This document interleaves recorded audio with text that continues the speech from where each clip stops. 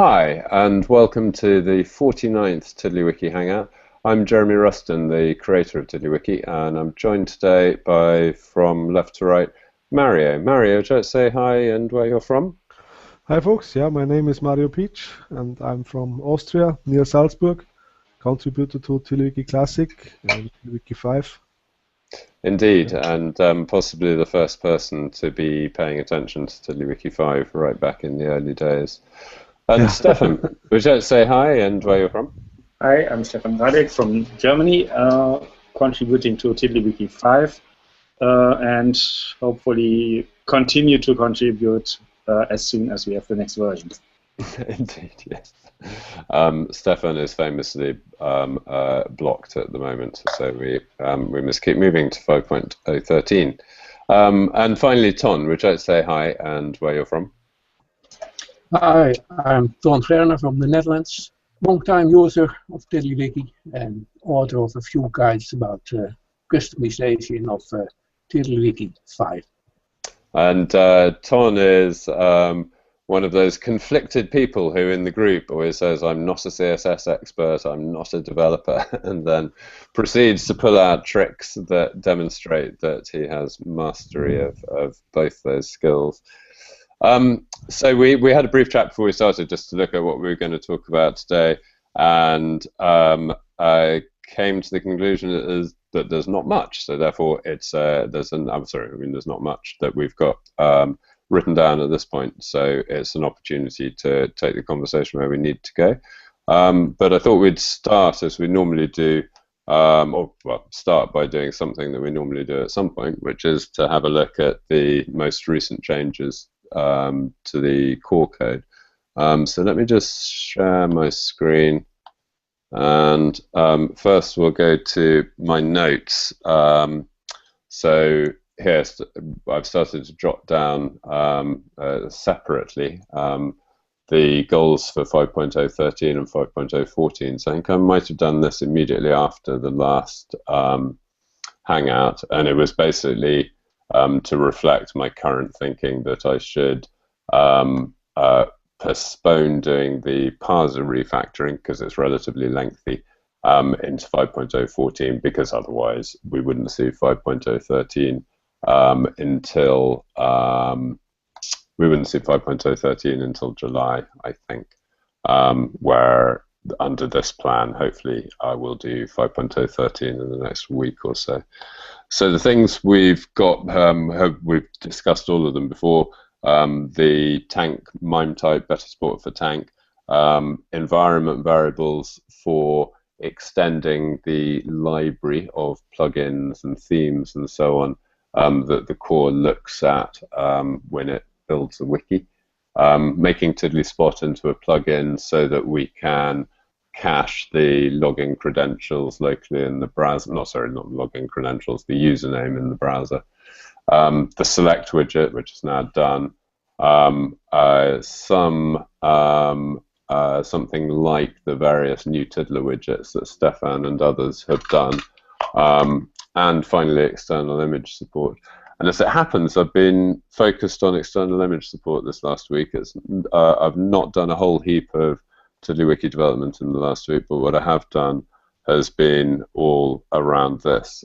And the reason for it is back here. I showed you before the TiddlyWiki I prepared for a talk I gave back in April.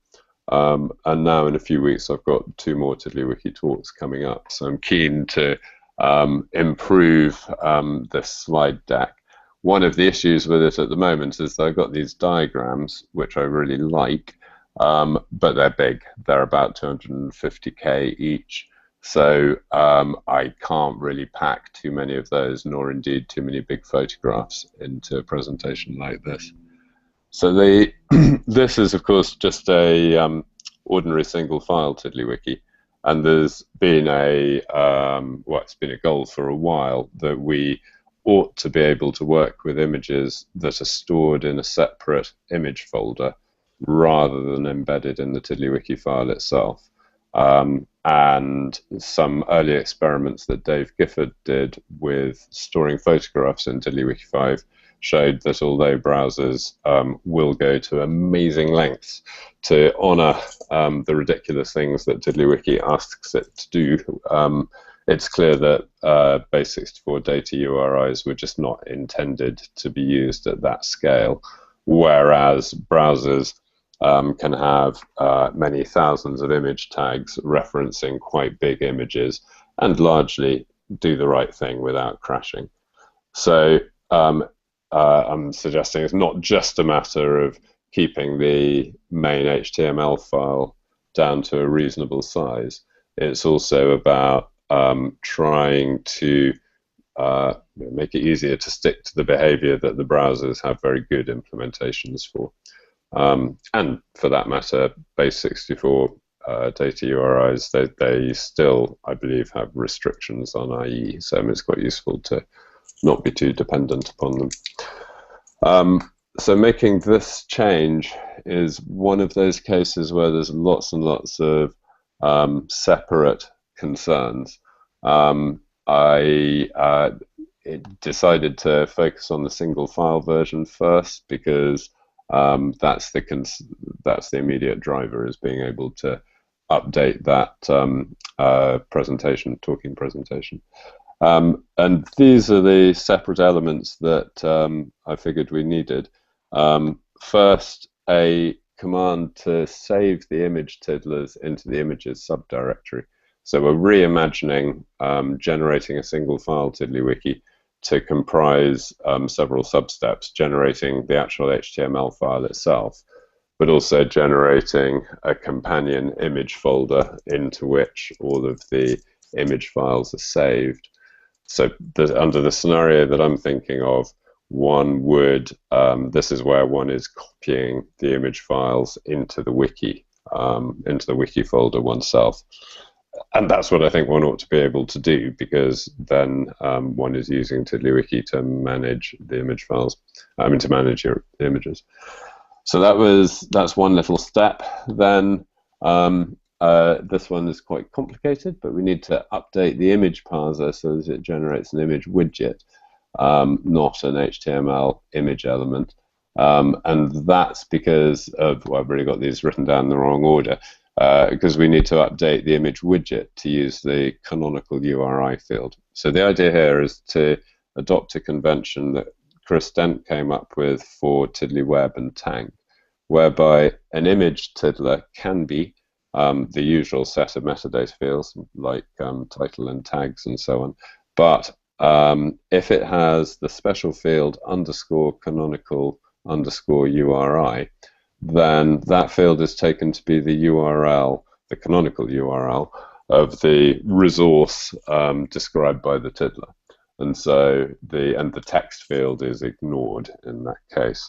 So it means that the tiddler that TiddlyWiki sees is kind of a placeholder that points to the URL of the actual image, and the image widget, when it's passed an actual tiddler, obviously has enough information to extract that canonical URI field. Then we need to, if you've got one of these tiddlers that says I'm an image, so it's got type image JPEG, but it's got a canonical URI field, then we want to make sure that the edit template displays it correctly and notates that it's an external image and doesn't display faulty editing machinery. And then the last thing of all is that when we actually when we write the HTML file, when we do a save operation, we need to somehow ensure that for the tiddlers, for the images that we want to be external, that we suppress the text field and that we add this canonical URI field. And of course, at that point, we need to know the URL where we put the images. And then the last step is if we want to do this external image support, external tiddler support for tiddlers that aren't images. So with some restrictions, it would be possible to load the canonical URI resource with an XML HTTP request and display it. So that, for the situations where I think people do occasionally want to do things like, I don't know, all the Shakespeare plays, that kind of thing, you could imagine making a nice lean TiddlyWiki file that had external references to a tiddler that contained each play, and that those would load on demand, for example. So does that make sense as a sort of brief overview? And then how that actually... Sorry, I asked you a question I didn't give you a chance to answer. Did that make sense? No, it's okay. It's okay. Makes sense. So what I've done here is I've modified there's a tiddler called TiddlyWiki Classic, which is a PNG, and previously it was defined as a PNG file and a meta file. I've deleted both and replaced it with a .tid file, and this is just these three modifications are temporary modifications while I'm testing, and the .tid file doesn't have a text field, and it just has a canonical URI field, which at this point in time just points to a copy of the file on my desktop. Okay. Jeremy, this URI, can it be relative? It can, yes. Okay. Yes. So that's yes, highly important. We'll experiment with that in a moment. That's a good idea. If we build it, I should build it, shouldn't I, just in case I didn't. So now if we look, say, here's a reference to that image. If we do a view source, you can see it's an image with a source pointing to that file. And if we open it, open that tiddler directly, it displays as usual. And again, when we inspect it, we can see the expected image tag pointing to the image. Can you go to edit mode? Yes, glad you asked that. And so the edit template's been adjusted to look for this canonical URI field and display currently that text, which in fact that's what I was working on at the point where I stopped. So the idea is to give them a link. I'm wondering whether to also reproduce that edit control, because obviously if there's a bunch of fields down here, it may not be so clear where the URL is. So I might pull out the URL as a link and, as you say, as an edit box there. Mm-hmm.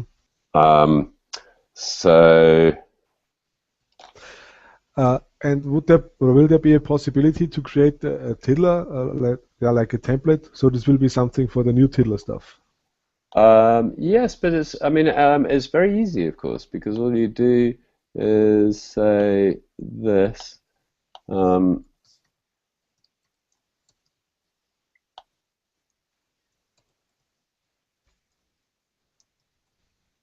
Oh, sorry, I was already at a Google image. Oh, and I bet this is a CSS image, and I can't get its URL easily.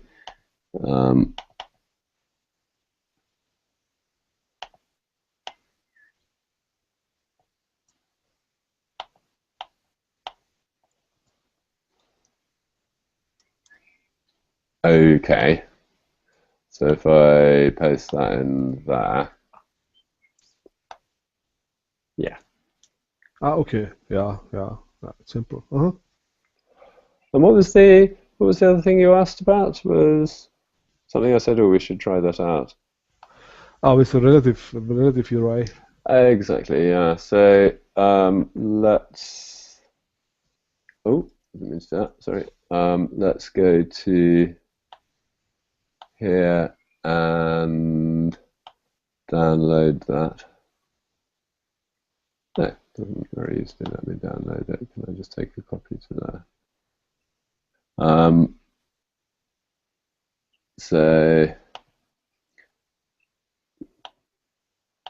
Sorry, what I'm doing now is putting a temporary copy of that image in the same folder as the index.html. In fact, what I might even do is put it in a folder called images, because I shall be creating that rather soon. And now grab that URL, go in here. Ooh, would it be like that? Yes. Okay. So I suppose, yes, if we edit that, I assume.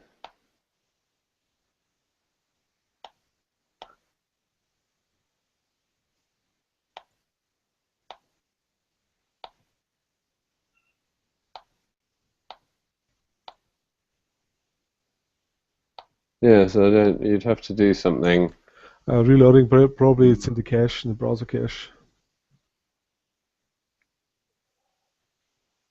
So that might be, yes, I wonder. It might be cool if we could provide a means to do that, to do a refresh. I wonder how on earth you do it. Must be a way, must be a way. Anyway, so hopefully that is going to deal with my presentation needs, deal with Dave Gifford's photo album needs. Actually, I think the photo. Oh, and I should have mentioned, of course, that we will then do the same thing. There's a couple more steps to make it work in client-server mode, which is basically that the server needs to be able to serve images. At the moment, it only serves individual tiddlers in JSON, so it needs to serve images as actual, binary blobs. So you want to include it into the server, or wouldn't it be better to have the proxy in front of the server stuff? Well, you could configure it that your images are elsewhere, but I think if you've got images that are part of the wiki, the reason why it's attractive to keep them in the wiki is because you've got the same reason as usual. You've got the same security model available then. But yeah, for sure, TiddlyWiki would not care. And these, I mean, if you created these guys with absolute URLs, it wouldn't have any problem, and you could imagine that a future version of search and replace might even make it relatively straightforward to take care of those URLs, if you needed to change them, point them at a different CDN or something. So this was one of those areas, I haven't actually even quite written down everything, but it's one of those areas where it seems like a lot of twisty, intricate things that needed to be fixed up to make it work. And the steps that I've taken are not, I don't think, are the only ways that it could have been done, if you see what I mean, particularly around the way the image parsing works. It has, as ever, pointed at some refactoring that I think is needed. And the transclusion also works. So if you transclude image tiddler, let's try. But yes, it should.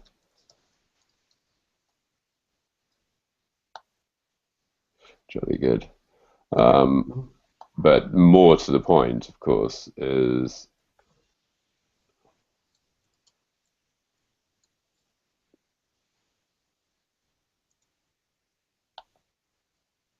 oh, well, okay, because it's got a max width on it, sorry. Yeah, certainly, but that very useful thing. Okay. Yeah. Okay, yeah, that's nice. So now you can point to a video reference and everyone can see it how to do it. Well, actually, I must say I haven't explicitly enabled any of the video types. I should do though. Yeah. No, I was thinking about the description, so you don't have to record an extra video. With the instructions, you just point to the Hangout. Oh, I see, with the URL. Yes, yes. Although, having said that, I do find that Google's or YouTube's URLs that are supposed to take you to a specific time in the video take you to a time near to the specified time and don't seem to reliably take you to with a sort of sub-second timing that the interface implies. Yeah, that's also the let's say the annotations that I do. They are always a few seconds in front of the actual topic, because in normal cases you always need, I don't know, some seconds to get your context. So my links are always, I don't know, 3 to 5 seconds in front. Does this amuse you that we're discussing your annotations on a Hangout, and shortly you'll be writing the annotations of this part of the conversation about the annotations? Yeah. But this will be a special link, yeah. Nicely self-referential. So the complication, for what it's worth, is something that might be worth a moment. You may. Oh, sorry. Nathan joined. Oh, great. Nathan, hiya. How are you doing? Hopefully you have a microphone. Nathan, if you do have a microphone, do shout. But good to see you and glad you could make it. I was going to... You have been at the source. The source. Oh, well done. Thank you so much. So, something that I was quite pleased with quite early on, and by that I mean like 2 years ago, is over here. In the parsers folder, we've got the wiki parser, and we've got a bunch of other parsers. Well, the CSV parser, HTML parser, image parser, and text parser that would appear to be components that are equivalent to the wiki parser, but that parse these other types. And what's become clear doing this recent external image work is that there was a bit of self-delusion in this structuring, because of course if we look at the image parser, it does not and has never parsed an image. What it actually does is wraps an image up with the parse nodes that are necessary to transclude it. And I don't know quite why I hadn't seen it in those terms before. I think I had, as one is sometimes inclined to do, kind of stuck with a mental model that had been kind of, made evolved. The code had evolved, but I'd mistakenly left my mental model a little bit where it was. So the reason why that's an issue is because the way that I defined this parsing interface is precisely how you would do a wiki parser. It's where what gets passed to the parsers is a content type and a block of text.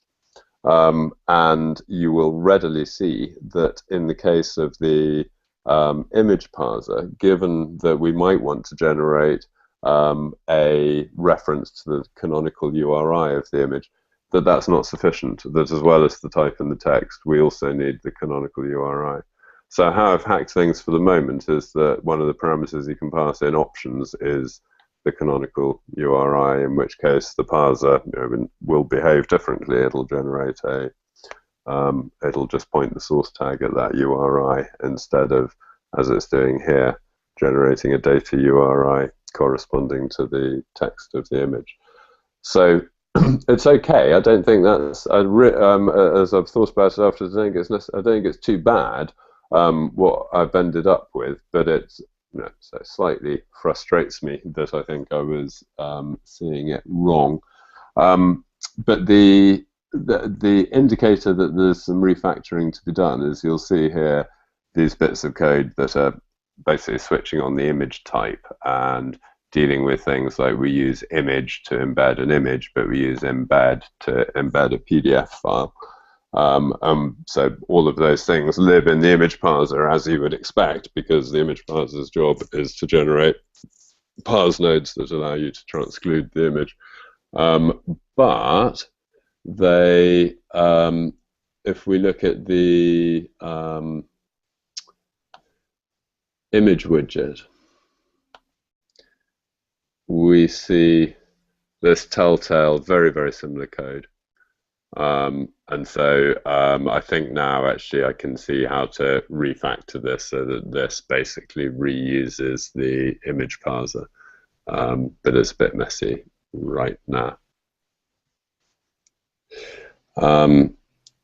The changes to the edit template are kind of interesting. I mean, sometimes I feel embarrassed that some of the templates within TiddlyWiki are very complicated. I think they're largely complicated because of the white space rules, the number of templates that are just a big fat block of no new lines and lots of stuff. But a template like this guy, which is the body part of the edit template, I don't have too much trouble with. So I do recognize that a casual user would.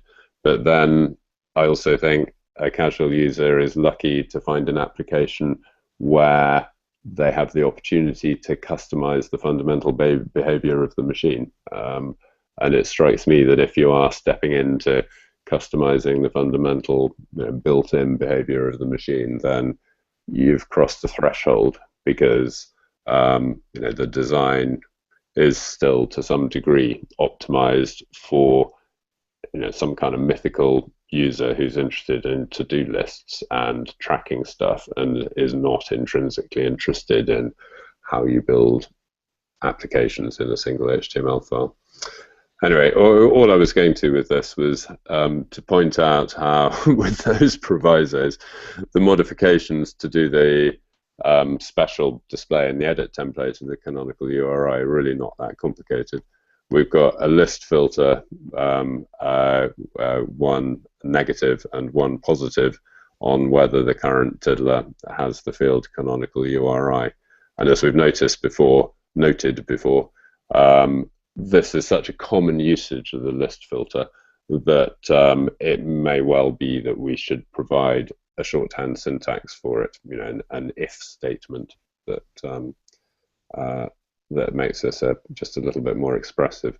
But anyway, the body of what we display if the tiddler does have a canonical URI involves, well, first we put the URI into a variable so that the message, which we generate with the lingo macro, can access it easily and unambiguously, and we wrap it in a div, so that the prompt includes that link, so an href of the URI variable and text of the URI variable, and that's what gives us back here. When I go into edit mode, it's that guy.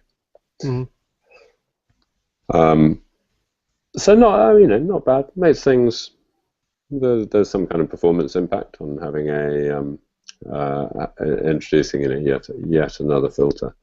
And the back here, the save tiddlers command, I think I have to just nip into. Yes, here we go. So save tiddlers, I've done, added all the correct documentation-y bits. It's just like the existing save tiddler command, only it writes to a folder. So back in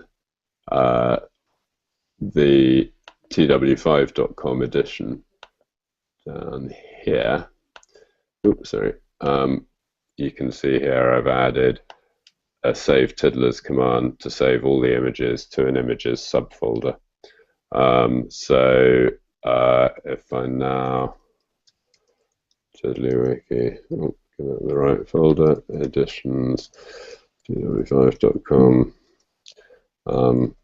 verbose.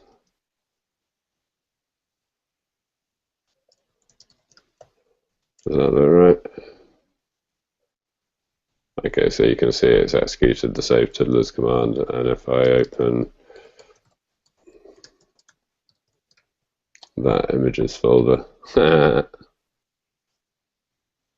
that's because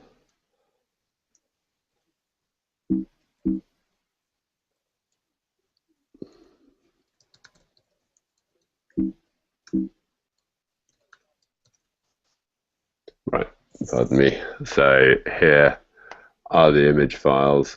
They've been generated by, the file names are generated by URL encoding the title, which does mean we get that annoying escaping, but it's for the same old reason that you would expect, which is that we need a reversible standard transformation that allows us to express any character that can appear in a tiddler title in a file name. And there's not much else that I can see that fits the bill. And I note that if you use wiki names, then you get nice file names. Yeah, if you open the index now, how do these tiddlers look like? So at the moment there's no reference between them. So the final step that I haven't done yet is making it so that when you build the index.html, those tiddlers are treated differently and generate a canonical URI field and an empty text field, and that's not there at the moment. So, okay. So all the everything else is. So that's why all the testing I've been showing you has is based around this synthetic, fake bit of test data tiddler. Anyway, so say we'll do it to the client-server edition as well. Same reasons, really. It'll make browsers crash less. Tell me, would it be possible to have? So at the moment we have the image file and the meta tiddler, and then the meta tiddler has, I don't know, any name which creates a tiddler of any name, and the reference could be something different. Would it be possible to have a meta tiddler that creates a tiddler with a canonical URI? Yes. I mean that's so I've done it with a .tid file, but if I see what you mean. At the moment, if you have just a meta file without the accompanying file with the same name minus the extension .meta, it won't process it, because TiddlyWiki is looking for that file first, then it looks for a meta file accompanying it. But and that's probably the right way around, because the meta file is optional. But yes, you've hit the reason why this is a new file. So ideally, I would have been able to just modify that file to add the canonical URI and delete that file, but that doesn't work. Okay. Now it makes sense. Okay. So yeah, and and the other update since last week is visible here, that I've gone back to the old drop down, but I've added the subheadings. And that was for the reason that Stephan spotted that I hadn't, which is that we need a drop down, but we need it combined with the text editor so that users can select something that they a content type that isn't in the list.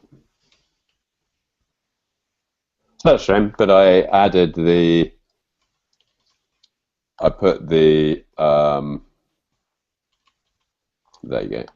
I left the old code in the select widget guy as documentation, so at least people can still play with that if they wish to.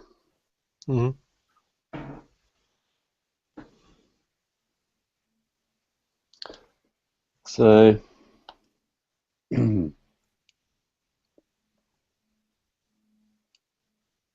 yeah, I think the other things, all stuff we've talked about, have been. There was a few documentation updates around reporting bugs. Okay, so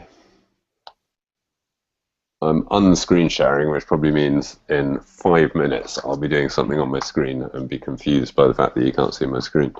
Stephan is saying is off. Bye, Stephan. Oh, sorry to. And Nathan saying mic's not working. Might have fixed it now. Nathan, how's your mic doing? Micless, I think. Oh well, never mind. Hopefully, well, maybe you will be able to get it sorted out. What would be next for you guys then? There's a couple of things that we could do.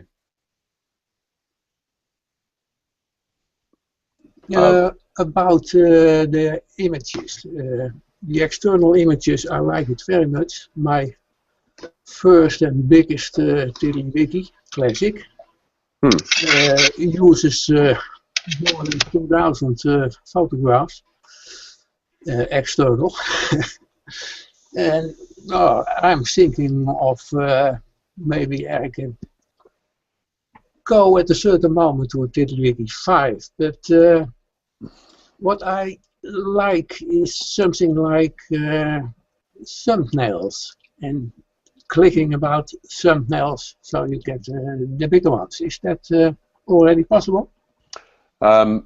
So yes, in a manual way you could, but I think TiddlyWiki could help a lot more. So I'd like TiddlyWiki on the server to be able to generate thumbnails of remote images and store them in tiddlers. I'd like to get to the point that is implied by, if you look at the Motiv and Jack JPEG image here. When you edit it, you'll see there's a source URL, which is the. You are not screen sharing. It's hilarious, isn't it?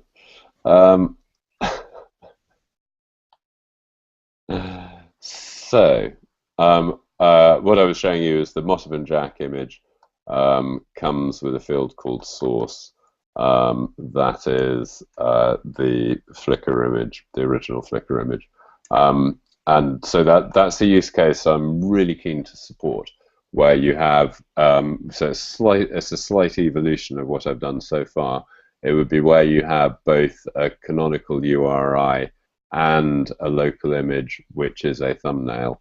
So now you could imagine doing that so that they're the same tiddler, but I'm slightly thinking it might make more sense for them not to be, so that you can regenerate them easily and manage them easily. But yes, so you'd end up with something very like this, an image that by default would display as the thumbnail, but clicking on it would click through to the full image. Sorry, Mary. I also think it should be two let's say tiddlers, because then you have all the possibilities, like with TiddlyWiki Classic, what Eric did with the external tiddler stuff that he defined, because yeah, you need this second, let's say, a thumbnail. Maybe the thumbnail has some extra descriptive text, and then click will activate the big image. Yeah, and I think the action that you want the user to be able to take when you click on the thumbnail could also be different. I mean, you could imagine situations where, well, you know, I really like zooming. So a thing, gosh, I wonder if I can find it. The really old Jeremy demo. Let me unscreen share while I have a look and see if I can find the files. Bear with me 1 second. But I have an archive folder. I'm not hopelessly inefficient. Mind you, I can never remember what I've called things. Ah, here we go.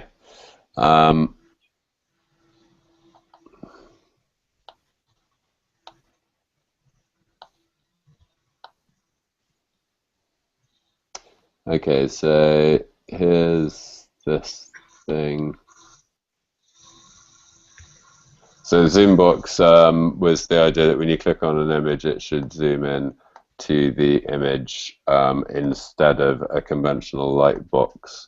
So, and subsequently, I did this in 2008 when we first, when CSS transitions first came out, and I've subsequently seen some other people do very, very similar take of it. But then this suggests a way of working where you have the thumbnail, and then at the point where you zoom, you seamlessly replace it with the full resolution version, and that seems like it would be good to support. But you would need a widget for this, because in the background, then after the click, something needs to load the image. Well, I don't know. What I'm finding now is that there's a number of entities, links and images being the primary two, that it'd be very useful to be able to template. So for a macro to be able to say render all images after this point as this tree of things. And so then it would be very easy to define a macro that defined how images were displayed within a gallery tiddler that would then, for instance, give them this quite complex behavior. And that kind of blending of the one image to the other. I mean, obviously, we're a ways away from being able to do that, but it's the kind of thing, not too lunatic. So all of that is still an answer to Ton saying, yes, we want to do that too. So let me actually just make a little note that the first thing was client server support, and then thumbnail support. By which I think means providing a set of low-level primitives that lets you do a number of different plausible things with thumbnails. Would be nice.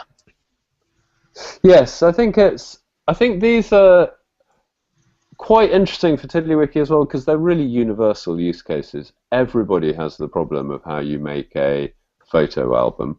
Making a photo album that you can put on a USB stick, but that is still, usable by an elderly parent. I know that's a big goal, because in the past I've searched for that kind of thing in open source tools that let you do that, and I would say that there are a few, but that they're not very easy to use. But I think if we nail that and then do a nice photo gallery edition, I think that could really help us. Mm-hmm.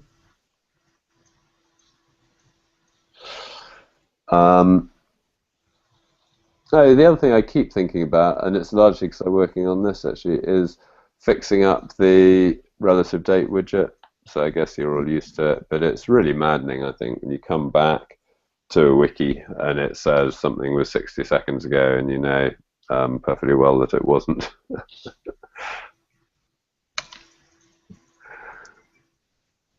And that's quite a you may remember 9 months ago or something, relative dates did work, as in they changed dynamically, but the way that I was doing it was terrible and caused memory leaks. Yeah, and I didn't like the 1 second update, because it says 1 second, 2 seconds, and then if you read a tiddler and then see the header of a second tiddler, and this always jumps, that it's something moving, and it's really distracting. So in yes. Well, I mean that is interesting. I'm a bit driven by, you look at Twitter, they do rather noticeably do it. So if I move my mouse, you see that top one. Well, in fact, both the top ones are happily jumping around. So I don't know whether it seems as though if you're ever going to give a number of seconds, then you've got to be prepared to update it, otherwise it's going to become inaccurate. I mean, we could say less than a minute ago, but occasionally I also think it seems like useful information as well. Okay, there may be different viewpoints. I find it distracting. So everything that moves. So the fix for you, would it be for the units to be minutes, say? I wouldn't have a problem, so I could change it to the actual date, because I'm also not a fan of the relative dates. So right. one year ago is just nothing. Yes, I certainly find that very. And we don't currently have a tooltip. We really ought to have a tooltip of the full date. The full text. I think. Yeah, I mean, to be honest, I probably should have dropped the relative dates the second I stopped dynamically updating them. We also had a problem, I think, I can't remember when it was reported, but about relative dates in the print template. Well, obviously, they don't make much sense. Yeah, I've seen it then on different blog posts. The relative dates is better than no date. So for me, yeah. But the rest of the world probably thinks that no date is better because then, but I can't decide is this information outdated or not. So if information is 5 years old, and there is no comments which date to, I don't know, 2 weeks ago, or let's say 1 month or 5 months ago, then it's probably outdated.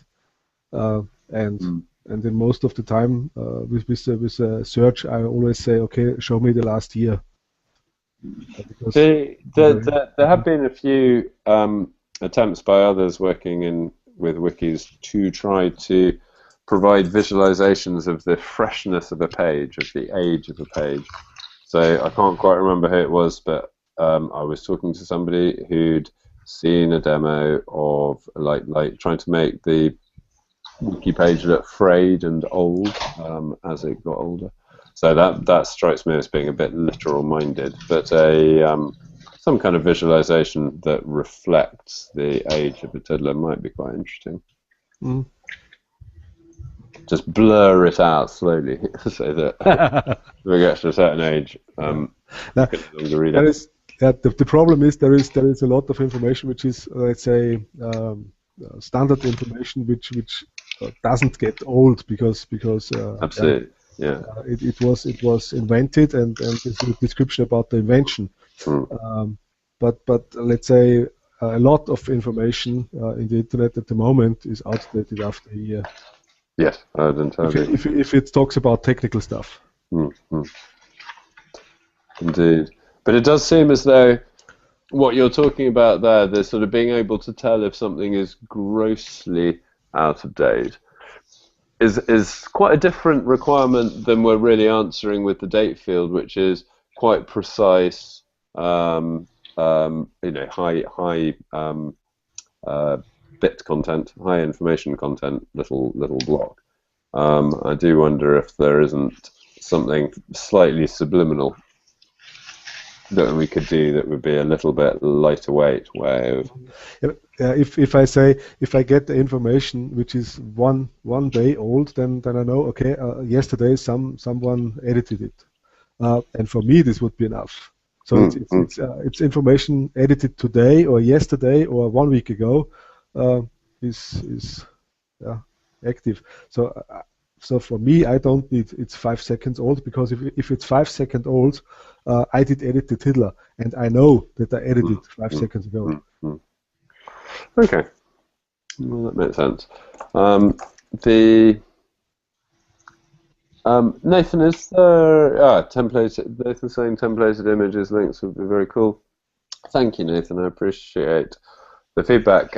It's the sort of thing that I do give a lot of thought to. It's also slightly annoying that I didn't think of it right at the beginning, because it is where we're going to end up following this up is basically everything is going to end up being a type of transclusion.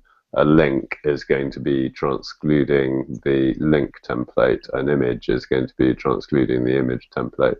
And I think it'll probably all fold in perfectly nicely.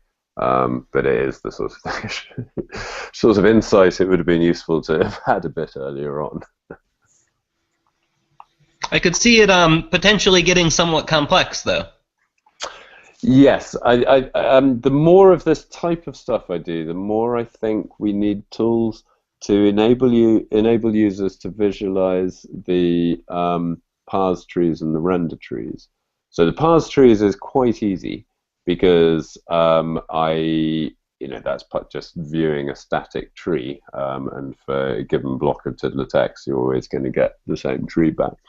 But I do think a lot about how we could visualize the render tree, because in an ideal world, it would be visualized in a way that made it easy for you to jump from the tree representation, to the actual window. So we'd like to, I guess, be able to right-click on a DOM element and say inspect render tree, and for it to take us to that point in the render tree visualization.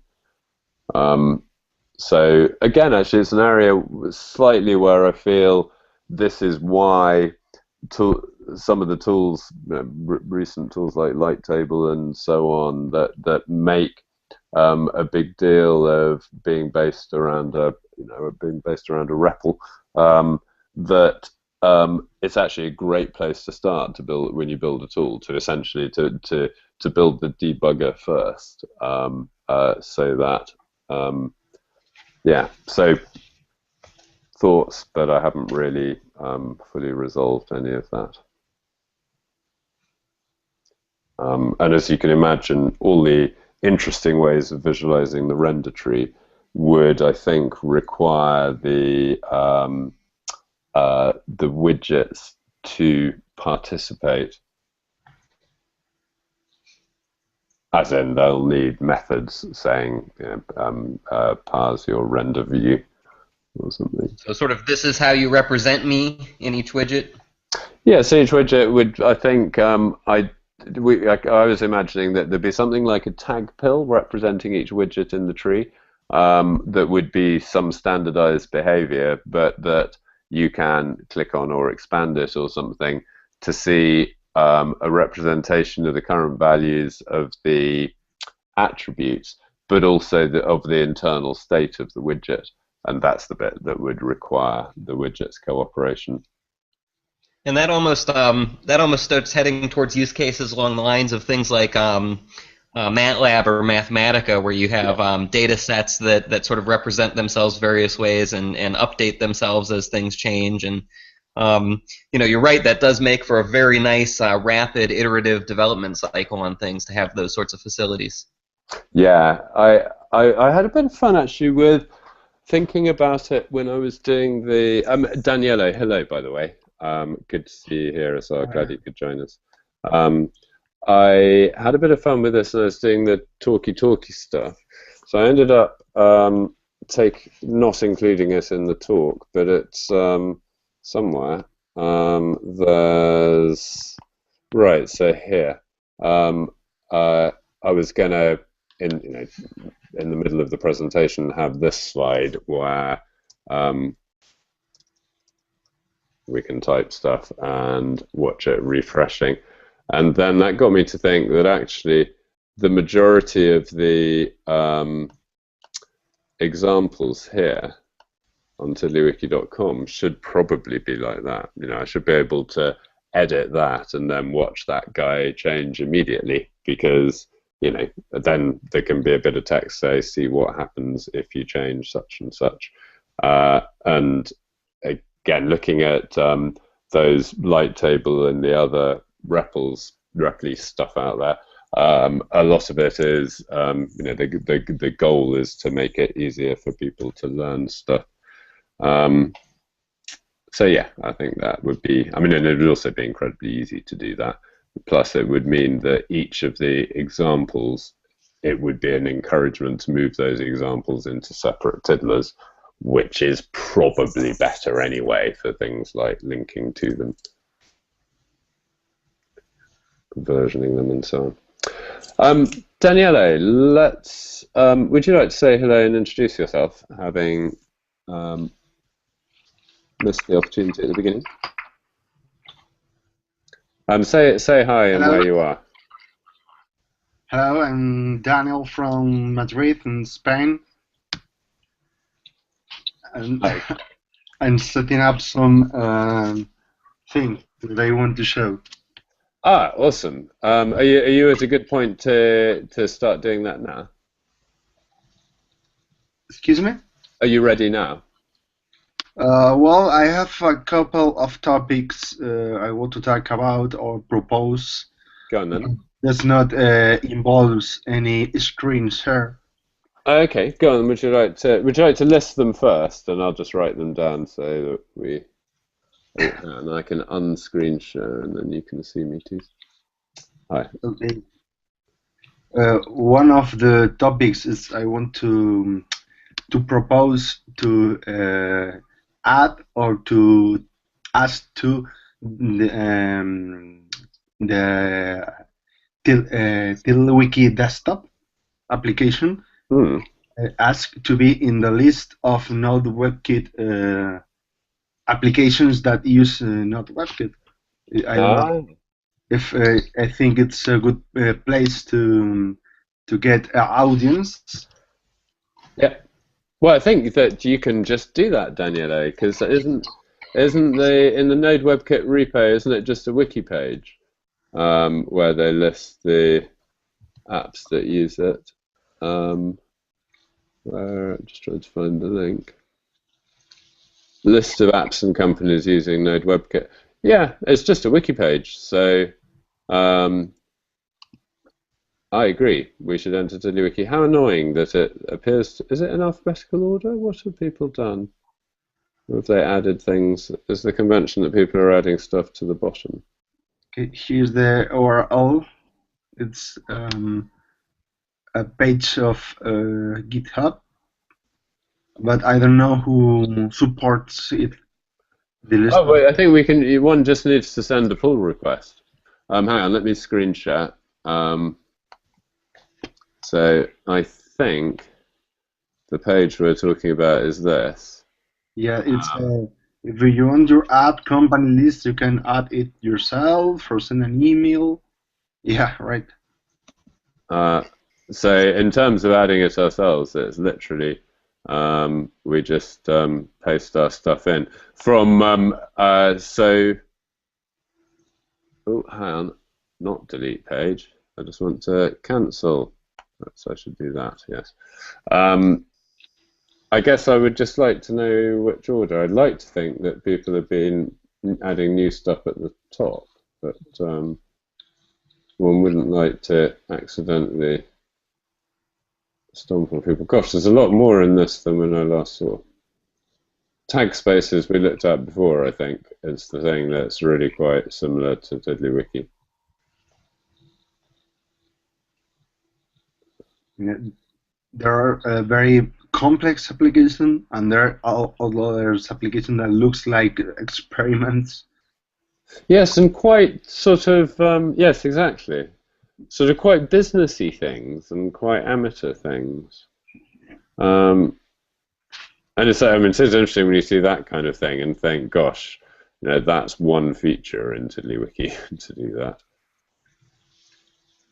that. Anyway, far too many of them for me to scroll through and get any decent idea of. Except, okay, I do remember Popcorn Time was one of the very, very original ones. So that does make me think that people are adding to the top. But Substance Composer is an incredibly current, lovely thing. Oh, that's nice. What's that? Yeah. Most interesting. So Danielo, if you'd like to add it yourself, do feel free to do so. Otherwise, I will keep that on my list and I'll do it when I get a chance. Okay, I can try to add an entry, and you, of course, will be free to edit it if you think you can improve, or if I forget something. Yeah. Well, the main thing, I guess, from what I can see, the main thing is to do a decent screenshot. So I think for us, that might be a screen that shows two TiddlyWiki files open with, you know, the corner of the manager screen. So people, perhaps with a TiddlyWiki 5 in one window and a TiddlyWiki Classic in the other window, something like that. So that'll communicate what it does to people who understand TiddlyWiki at any rate. But Daniela, you had, what was your next topic? Yeah, I want to propose to track how many times a tiddler is open, so you can sort tiddlers of make list of most viewed or top 10 tiddlers, because sometimes you used to store information that you never look for again. So having a list of the tiddlers that you didn't use or open in, for example, 6 months, probably you will be able to remove trash from the main problems that I have currently. I have a lot of old tiddlers that I never going to use again, but I don't know the names, or they're all. Okay, that's very interesting. Is it the TiddlyWiki history? I think is would it be possibility to use the history? You could actually. I mean, the number one obvious trigger for saying this tiddler has been visited is when we navigate to it, and each time we navigate to a tiddler, we add it to the end of the history list. But that I mean, the main thing to say, Danielo, about the idea is, of course, there's two very different scenarios in which it can be useful to measure which tiddlers have been opened, and the first is the one that you meant, where it's me using my TiddlyWiki, and therefore the usage data can be saved in the wiki along with the rest of my tiddlers. The other situation is where you've got a public TiddlyWiki, like tiddlywiki.com, and where you want to count visitors to each individual tiddler. So the answer to the second one, which was the one we're not discussing, is roughly to use Google Analytics and or an equivalent service. And yeah, and we have seen TiddlyWiki Classic plugins that do that, and I think perfectly effectively. It's one of the things that Google Analytics is designed to do and provides a JavaScript API for.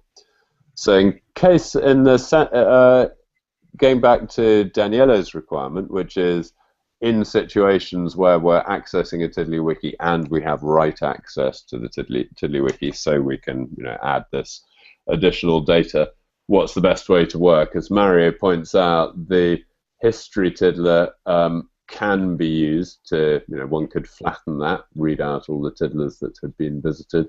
Possible concern there is that the plan is, well, it's recognized that letting the history list grow without limitation is a problem, and so we may end up trimming it to the last 500 entries or something. So that's problematical, that we may not want to set up that dependency. One thing I do quite like about using the history list, though, is that the recording the viewing of a tiddler in the history list doesn't, of course, modify the tiddler itself, and that seems right. You could imagine adding a last read field to a tiddler, and that we wrote to that field every time the tiddler was read. But the problem I'd have with that is then, what does that do with the last modification date? Because on the face of it, if you modify the tiddler, you should change the modification date. If you don't update the modification date, then the modification date is, it's doing something different than was originally advertised. And I also think the modification has to be modified if you have a server-side version. So the server-side has to modify it. Has to modify the modify field, because if you save a tiddler. Oh, I see. Yes, absolutely. So with TiddlyWiki, there would be a possibility that you say, okay, don't touch the modified field. But if you have a server involved, they have, in my opinion, they have to modify the field. Absolutely, because there's a kind of contract with the users of the server that they can see reliable metadata, and we need that for syncing. So yeah, very much so. Danielo, actually, that I just mentioned syncing there. I did see in the group that you've done some work in this area. I was saying to the guys before you joined the call that I've not had a whole heap of time for any of this in the last few days, so I'm afraid I haven't looked in detail at what you've done, but I think it's a patch to the import behavior so that it only imports newer tiddlers. Is that right? Yeah, that's correct. And that's one of the things that they want to show. Oh, great. Well, would you like to go ahead and do that? Yeah, I have to start to service to show it right now. But one of the other things that I want to propose, to get under the control panel on the plugins tab, I missed some management options, management buttons, at least to delete the plugin, okay? Because opening the plugin, going into edit mode, and then deleting it is a bit tricky. Yeah, I agree. And it might. So the thing in that area that I've always wanted is a way to disable a plugin with a single click as well, without unloading it.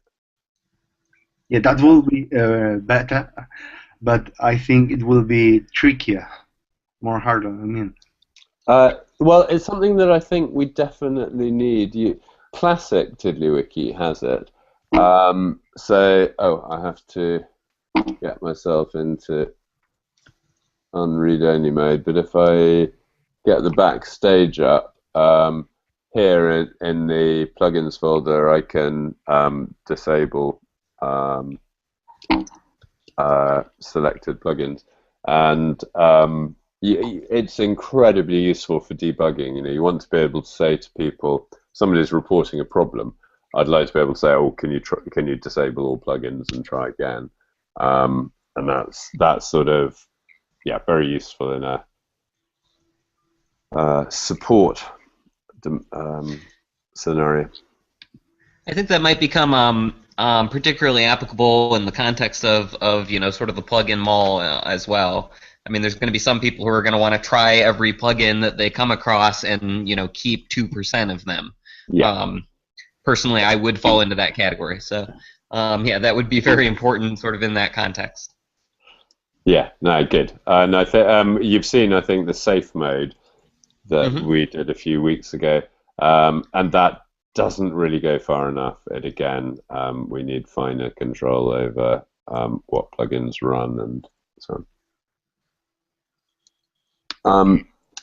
How are you doing, Danielo?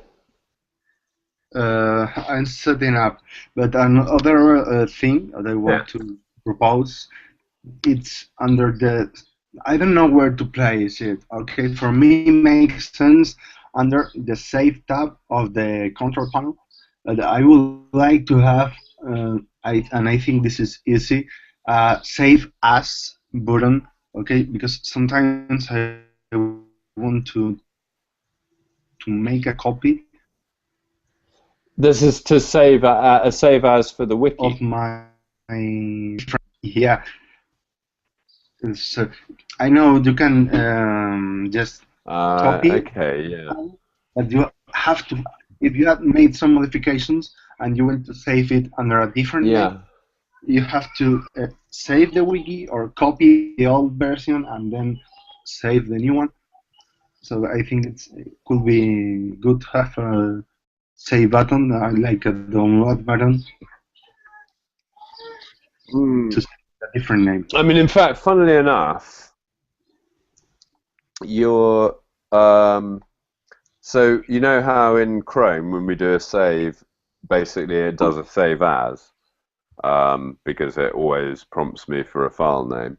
But do you have to enable this behavior? Yes. In settings, you say, but there is a hint about it in on TiddlyWiki.com that basically, if you search for download, is how I always find it. This guy, ask where to save each file before downloading. If you tick that, then you get the save as behavior. So I find this really not too bad at all. I save TiddlyWiki in Chrome all the time. Partly because, well, I guess I'm not doing super important work. I'm generally testing things and setting up test data and so on. But doing a bunch of stuff and then doing a one-off save as seems fine. Anyway, the point that I was going to raise is that now, by contrast, when we have TiddlyFox loaded, then when I press the save button, it does a save as opposed to a save as, because it doesn't prompt us with the file name. But of course, the code that does the save as is still there. It's just that literally it's not exposed in the UI. But you're right, being able to select save as when you're in Tiddly Desktop or working with TiddlyFox would be very useful. But Danielo, both the two last things that you've suggested, I would be really pleased if you would do tickets for them, because tickets work great for this, particularly given that you have a GitHub account and you're used to GitHub. Okay, you mean about the plugin? So one was the exactly the delete button in the plugins tab of the control panel, and the second one was, well, the one we were just discussing. Hang on, what was it? Save as. Save as, yes. Jeremy, there is one thing with Firefox. I just disabled TiddlyFox. With Firefox, there is no way to select the file name, so it uses the UUID. Hey, that does dimly ring a bell. Yeah, that's fun, isn't it? So it gets a really strange UUID name by default. Yeah, so I think I'm just doing it here. so probably TiddlyFox will need a mechanism for this. Yes. So with the backups stuff, probably. Yes. Well, the backup stuff is, gosh, yes, that's been on my list for a couple of weeks now. My current plan with the backup stuff is a version of TiddlyFox that looks to see if there is a folder called backups in the same folder as the HTML file, and if there is, to save a backup to it using the same conventions as TiddlyWiki Classic. So that's because I believe that the place where you should specify where the backups should go should be in TiddlyFox and not in TiddlyWiki. And therefore that means that TiddlyFox needs a user interface. TiddlyFox doesn't have a user interface because I haven't really got to grips with Zool and all that nonsense yet.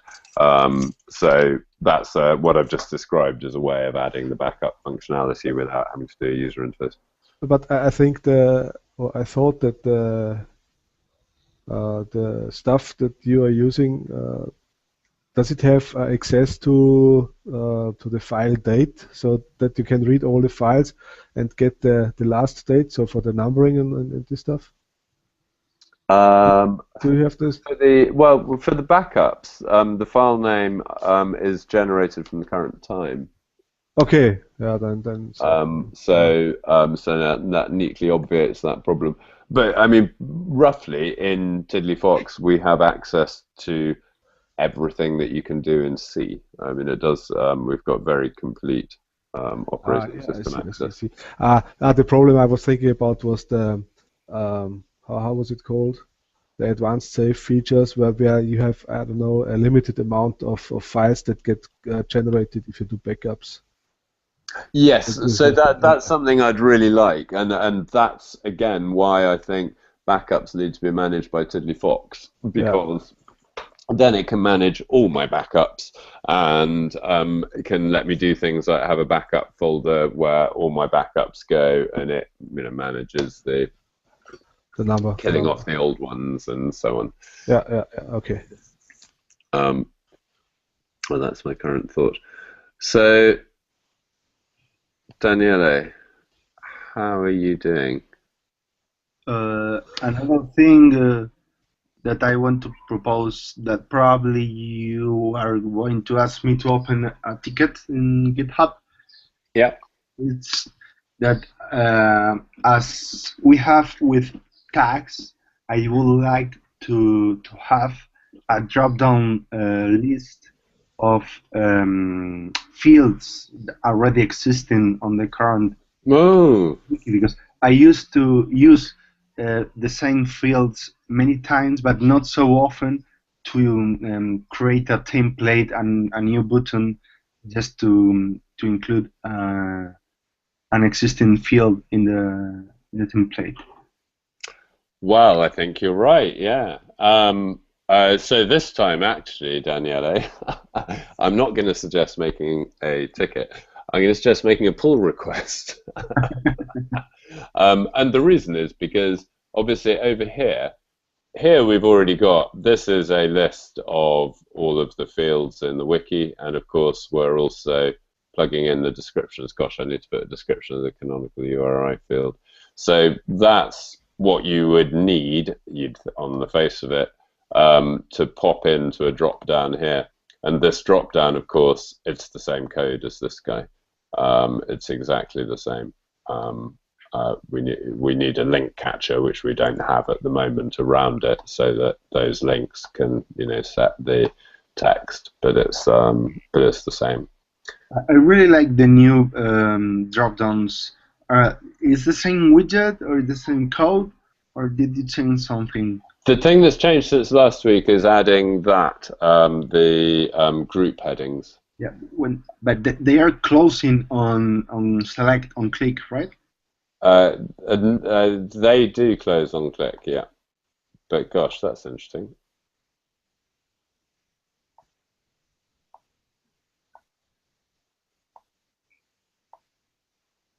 Yes, of course, I remember now. As we may have discussed, I would like these drop downs to close on click too, and the code is there to do so, but it's broken, and that's why it closes if you click on a non-link, but it doesn't close if you click on a link. So that's kind of a bug. But a bug that we are consistent about.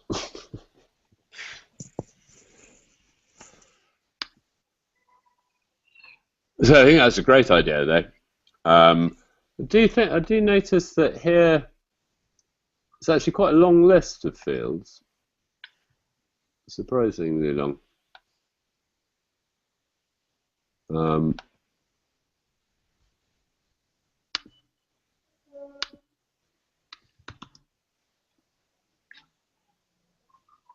Just looking and wondering if there's any that. Well, I mean, I suppose you wouldn't have things like modified, created, text, tags, etc., because they're all purposefully excluded from the edit field stuff. So I guess that's going to get it down to 20 or so.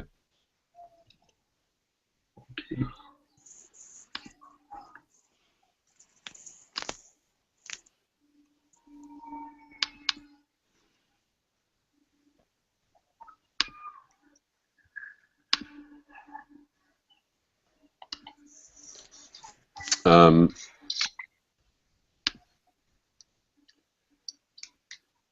So, any closer, Danielo? Excuse me? Are you ready to do your demo? Yeah. Yeah. Oh, great. Am I? Awesome. Okay, I'm going into screen share. I don't know if everybody is here, because I'm going to show something awesome. I'm just kidding. It's just a minor patch. It's a really small addition in the code. And can you? No, you're not sharing yet, and we don't have the little green square on top of your avatar. So I think I clicked several times to share. Oh, well, then it'll cancel it on the second click.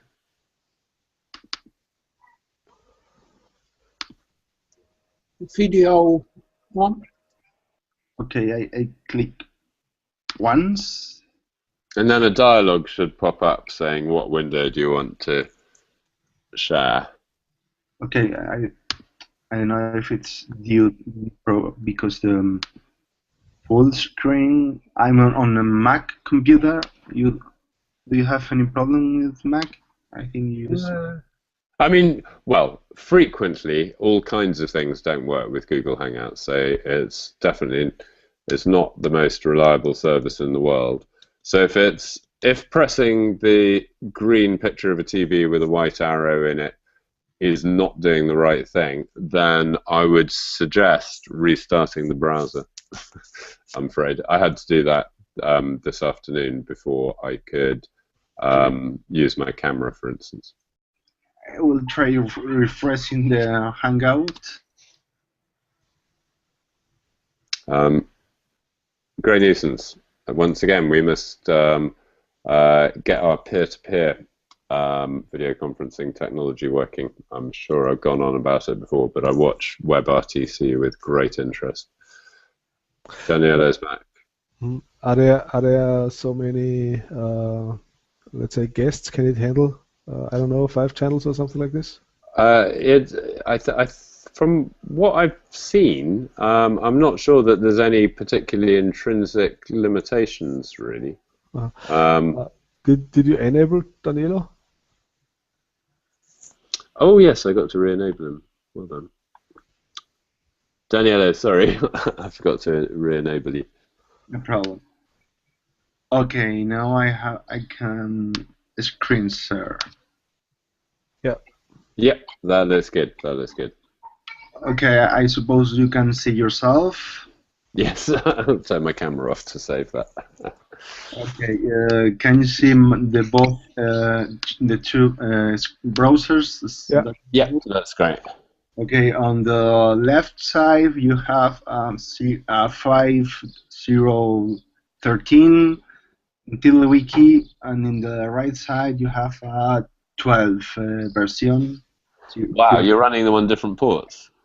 Yeah, I have Live close to the edge, Danielo. actually I have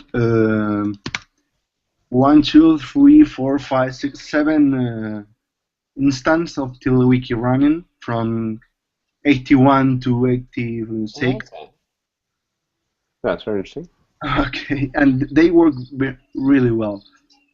Okay, I'm going to. I have a single file example here.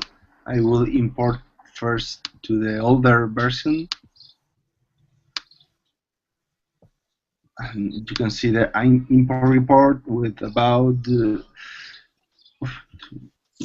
898 tiddlers import.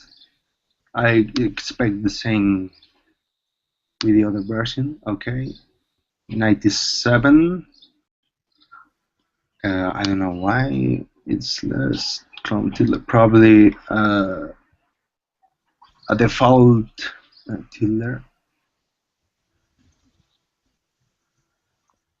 Okay, the cool thing about this, I'm going to close the report, is that if I import the same file here to the older version, I will get the same import report with 94 this time.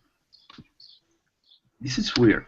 And if I do it in the new one, I just import 6. I don't understand why Danielo is import. Probably because it don't have a modified file. It does. What about the reason? The import report saved? That's odd. Import report 1.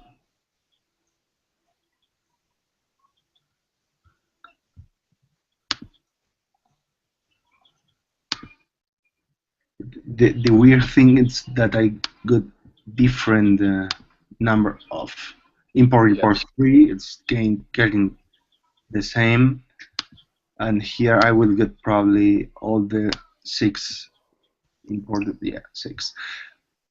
Okay, let's take an example tiddler. Okay, for example, recent test. Okay, I have a test here also. Test.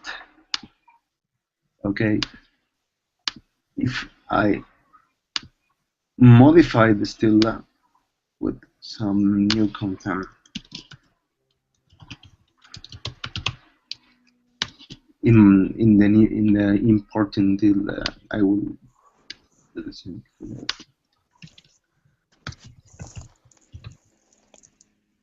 Okay.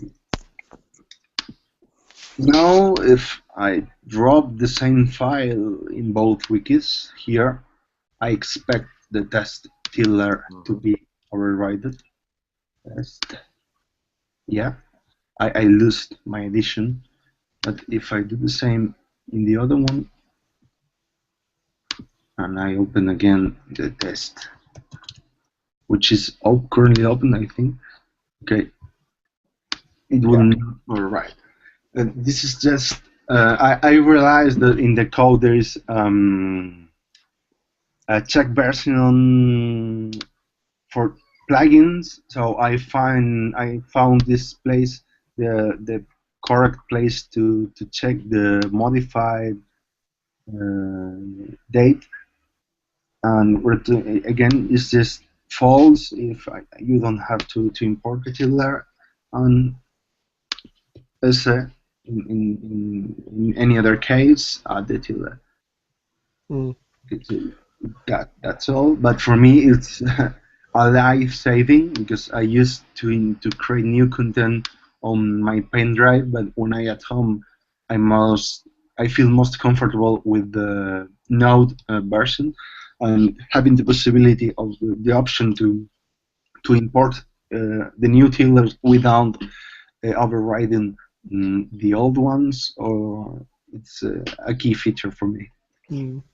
So and so first thing is that's really cool is the use case that you're pursuing here.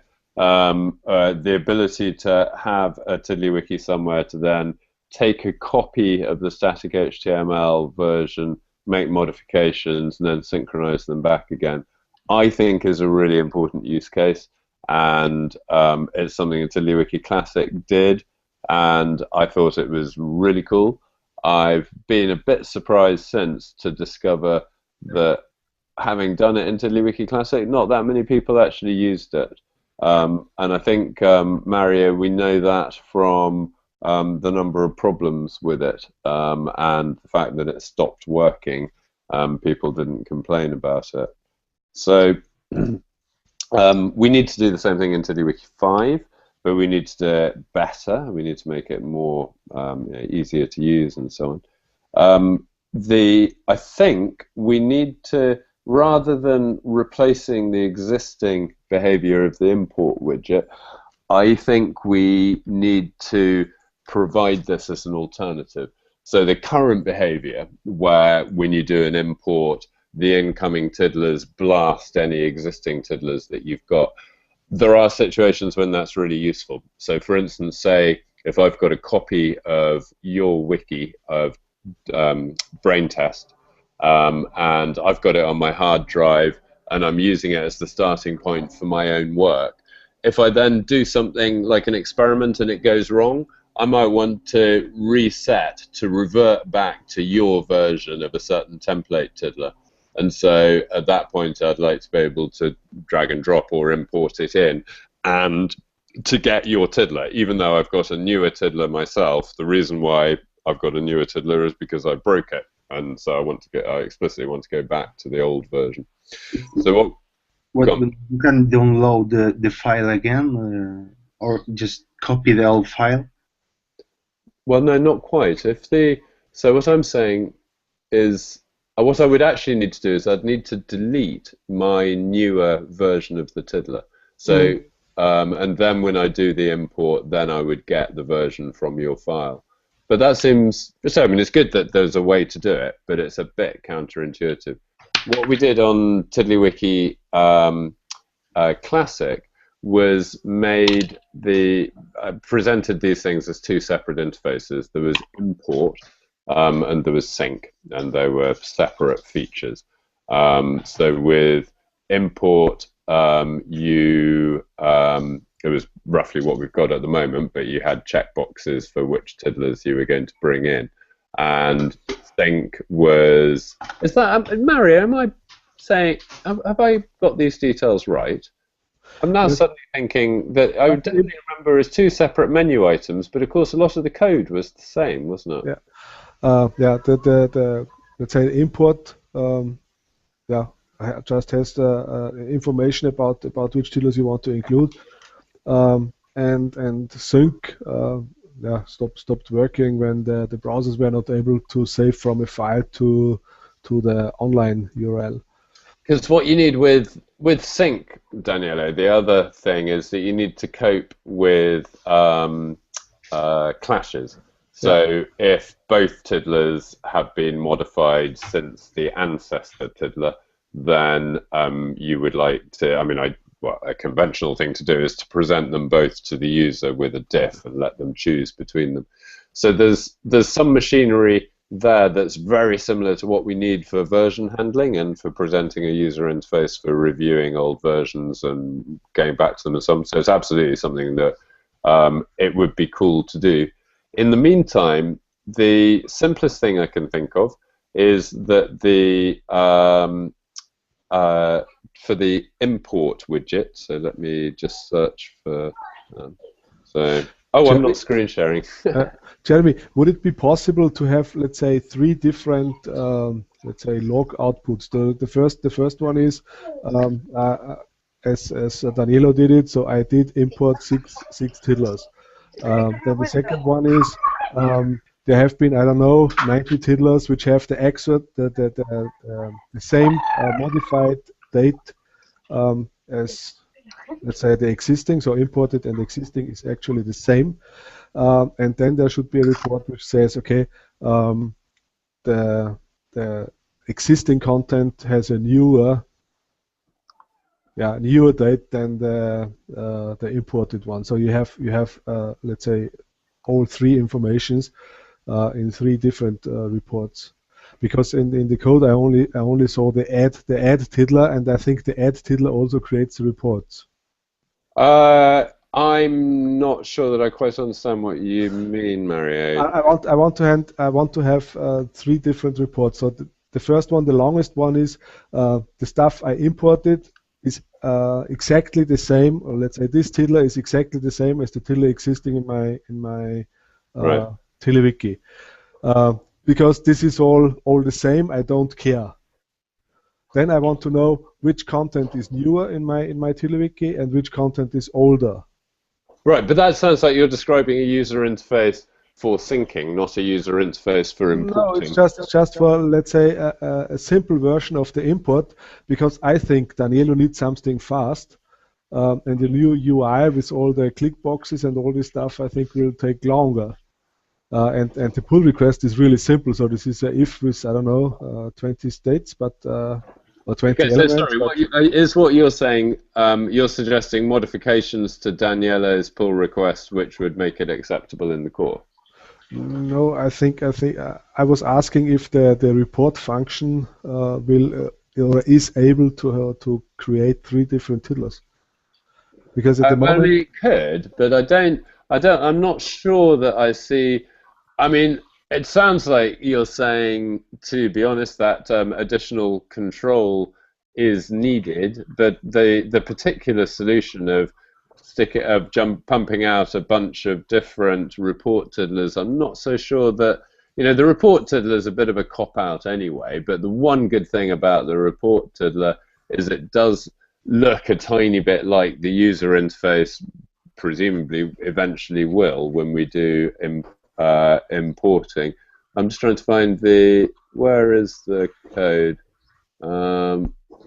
Let's import. How is the report created?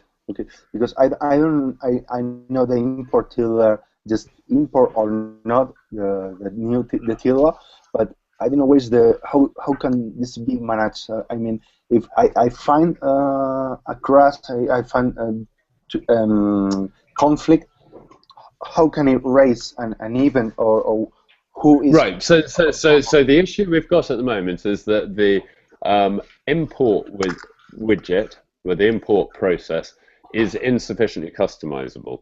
So the problem with it is that we don't have a means for a user interface that allows the user to look at checkboxes and select which tiddlers they want to include and exclude. When we do, then import and sync will be different versions of essentially the same process. So sync has defaults that keeps the most recent copy. Import has defaults that keeps the incoming copy, but would be basically the same UI. So the issue I think we're facing at the moment, that's the desirable outcome, is that we add more flexibility to the user interface of the import widget. And what we're looking for, though, is some short-term solutions that will let Danielo's use cases be supported. And the requirement that I have there is that we retain the current behavior. So I would like to see us adding the ability to sync a wiki file separately from the existing ability to import it.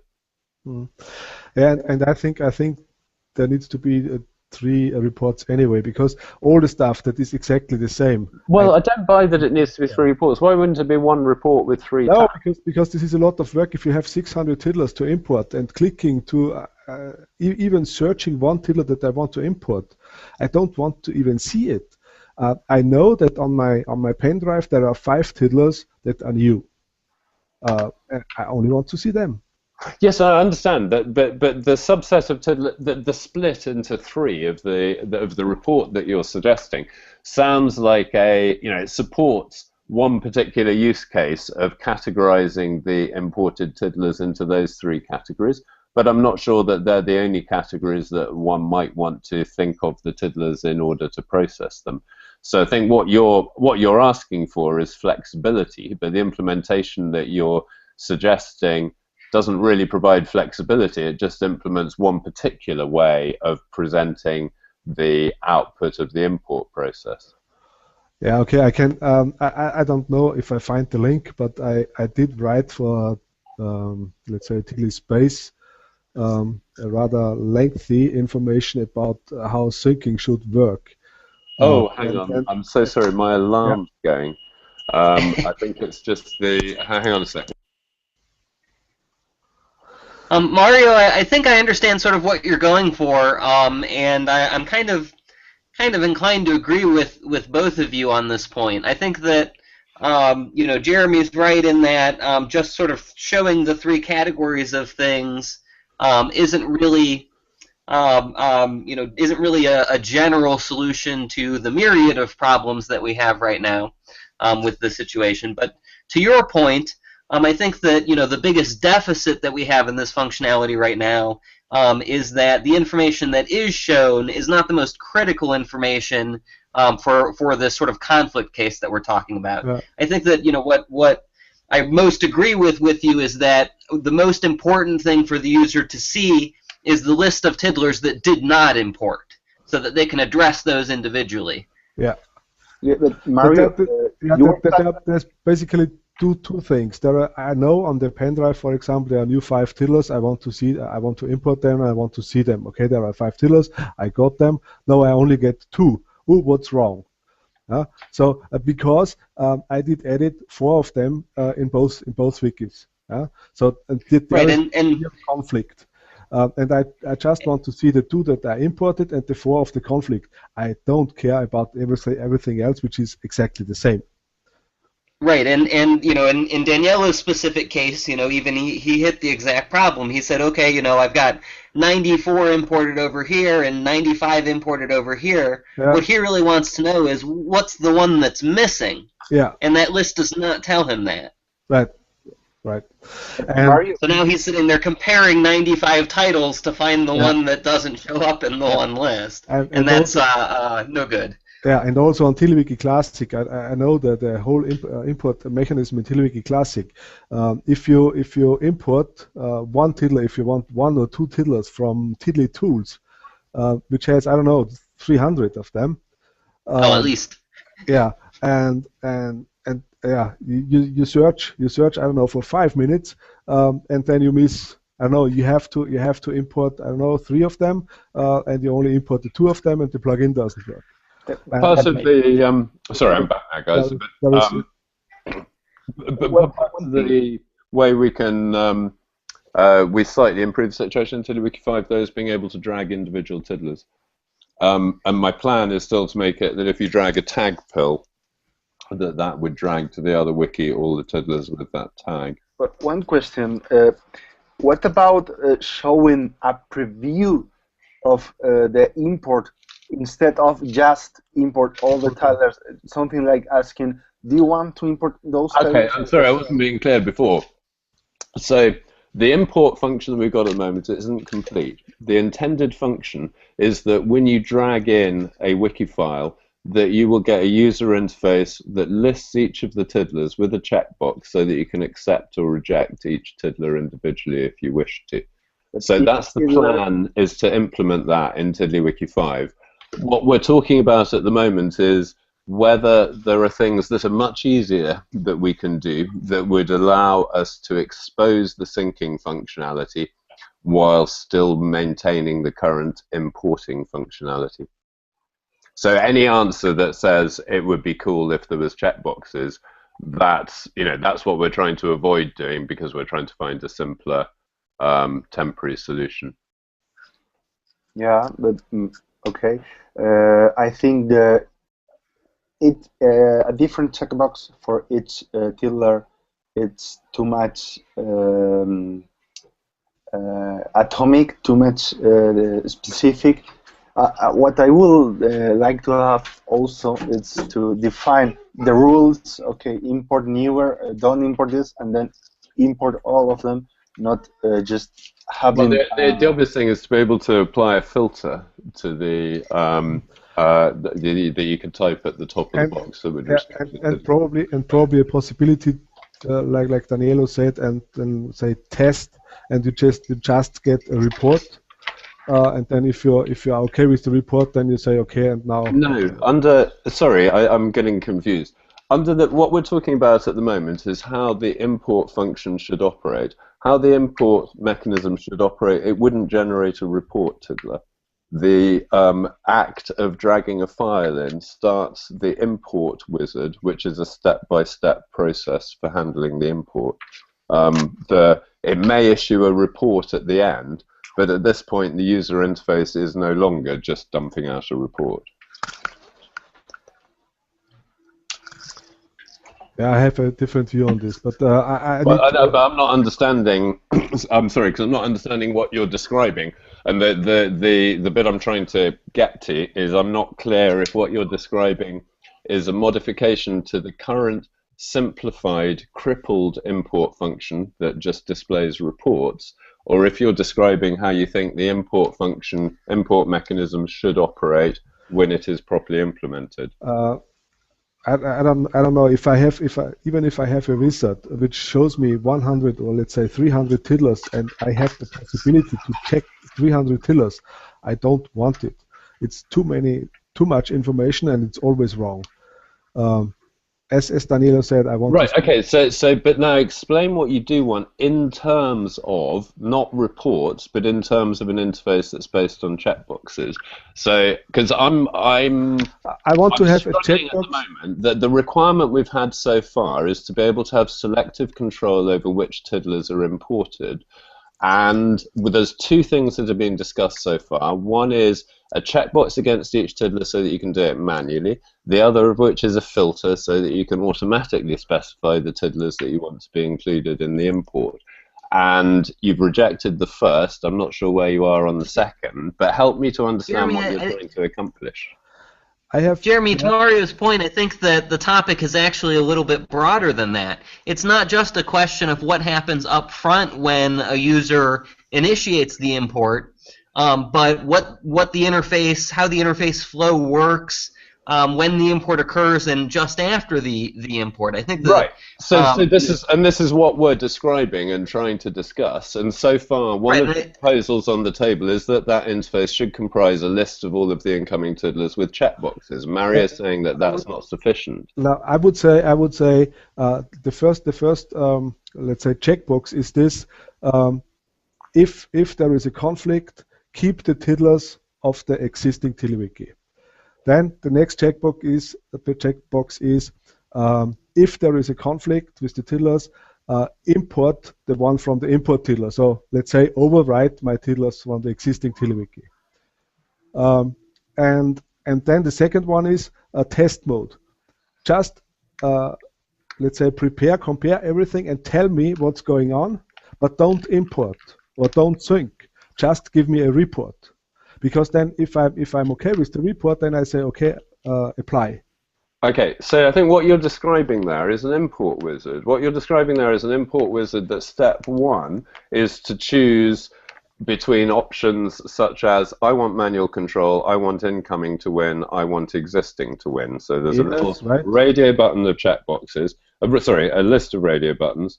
Some of those choices would take you to the list with checkboxes, and some of them would just take you to do the processing straight away. So what you're describing is what I would agree with. So the first step there is basically where one is selecting between an import and a sync. And so one of the things that would define, I think, the difference between an import and a sync is that most of the time an import is a manual one-off thing that you want to have a fine degree of control, whereas a sync is like a conduit that you set up, and then each time you run the sync, you don't necessarily want to be involved in everything that happens, but you want to have the ability to see what happened.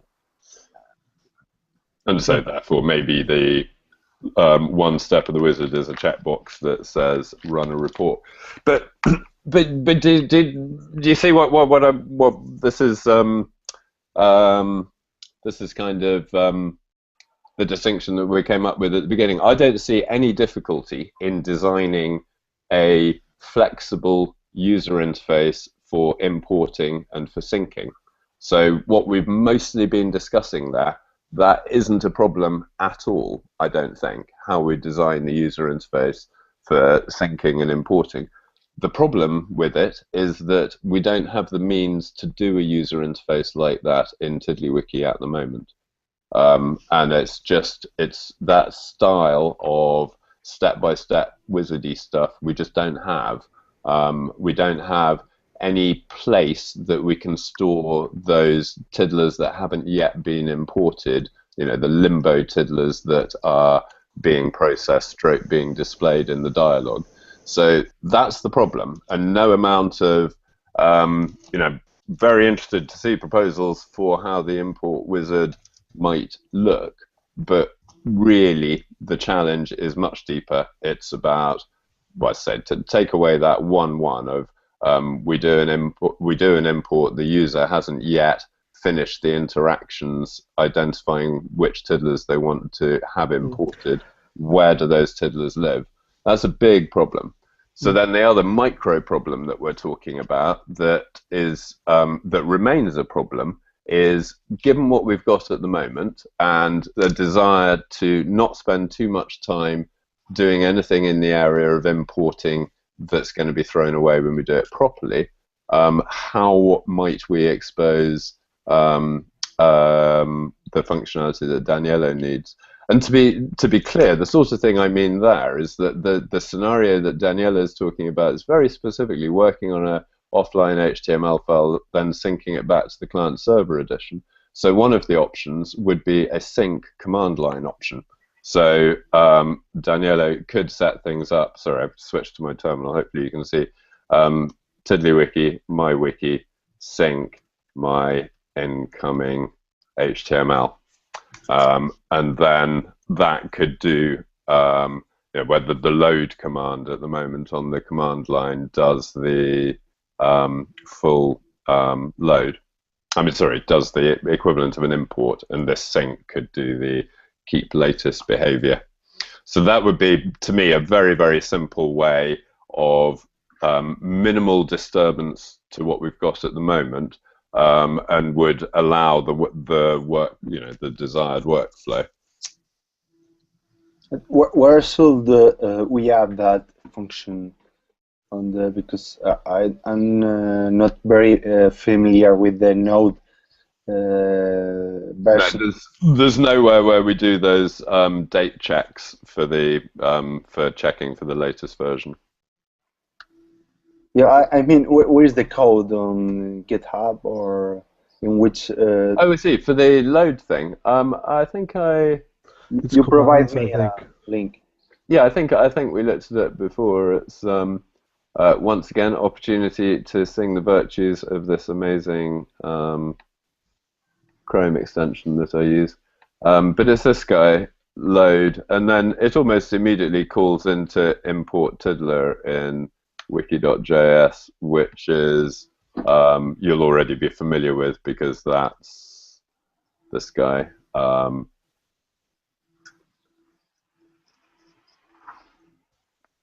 Which is the place where we I'm currently doing the plugin version check. So presumably that's where you put your version check.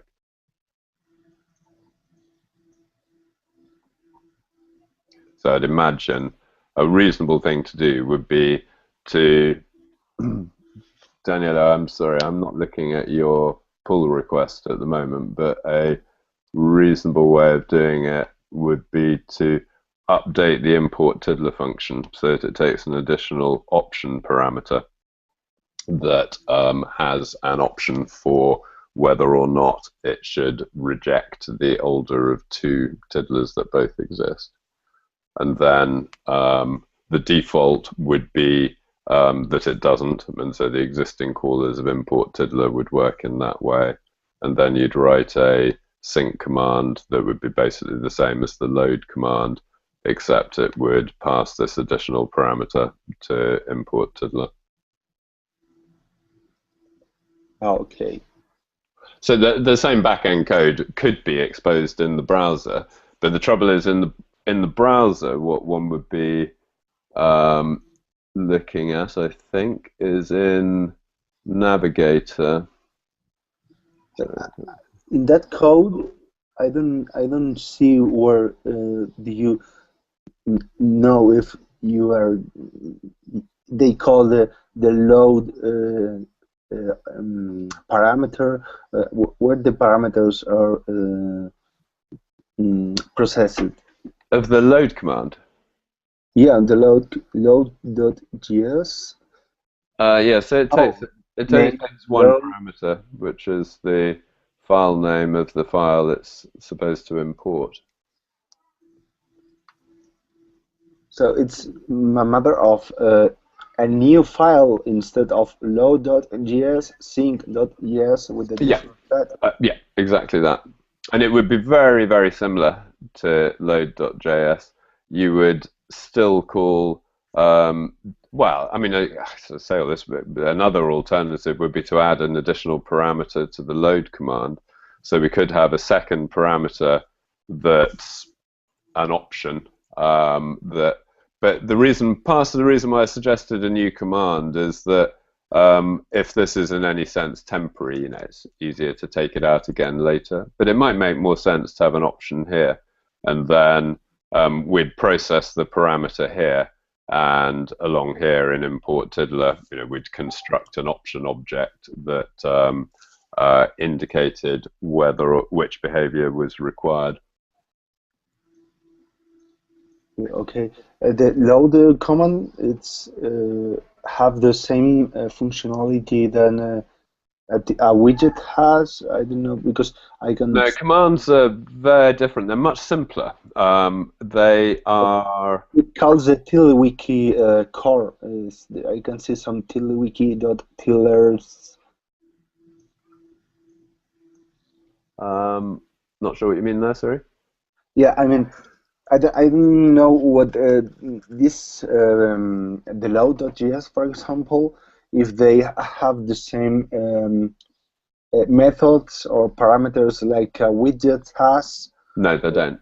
So these are all examples of commands, which are a different set of things than widgets. And commands, they just correspond to the commands on the command line. So if I do, oops, mistyping TiddlyWiki. If I do that, it lists all the available commands, and I can get help on an individual command. Commands are much simpler than widgets because they just perform their action immediately, so there's nothing as complicated as refreshing going on. So a command has an execute method. It picks up its parameters in a rather clumsy way that I'd probably do a bit differently today. But anyway, it works, picks up its parameters, does its stuff, and then invokes a callback when it's completed. Well, there's two sorts. There's synchronous and asynchronous. The load command is asynchronous. Other commands like the password command is synchronous, so it doesn't call the callback. But the asynchronous ones. But there you can see this TiddlyWiki.crypto.chat password. So they access the TiddlyWiki options, the TiddlyWiki core. Sorry, what's that? Yeah, I mean, there you have wiki.serialize tiddlers. Yeah, it's calling back into. So the command is passed a commander object. the commander object provides information to the command that it needs, such as a reference to the current wiki. And the load command then uses that wiki to access the deserialize tiddlers method. Okay, that's what I didn't know. What tools? What I have? Very similar to widgets. You the way to go is to copy the existing ones. And in a case like this, where the load command does almost exactly what you want because it does an import. That's why you'll be staying very close to what this is already doing. But there's like with widgets, there's a bunch of examples to look at, so you can build up a clearer idea. Okay.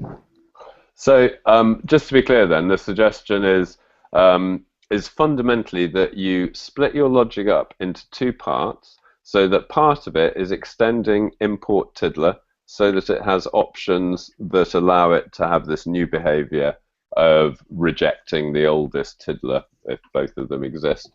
And then I'm suggesting that a very easy thing to do is to either add a command or extend the load command to access that behavior.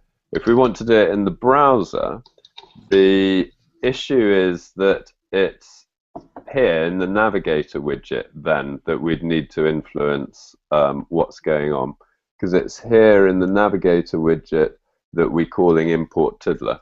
So one of the suggestions we just made was that import tiddler gets a new options object, which I'm now typing in the options object there, that would have think true or something. And so that means that we need a way to tell the navigator widget which kind of import to do. So that implies that we need to add a attribute to the navigator widget, such as